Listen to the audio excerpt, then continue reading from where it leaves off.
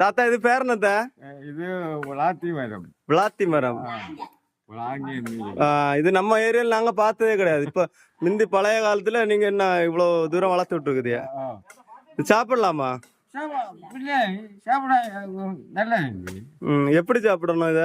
கல்லு மேல இது விளைஞ்சில்ல.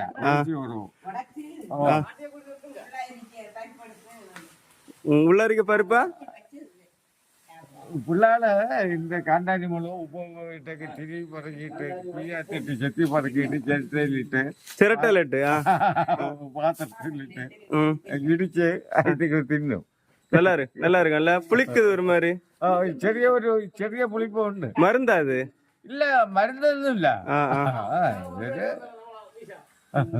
சரி சரி. இது பேர் என்ன? விளாங்கா இல்லையா? நாங்க பார்த்த கிடையாது, அதான் கேக்கேன். எங்க ஊருங்க டெல்லி பார்த்தல.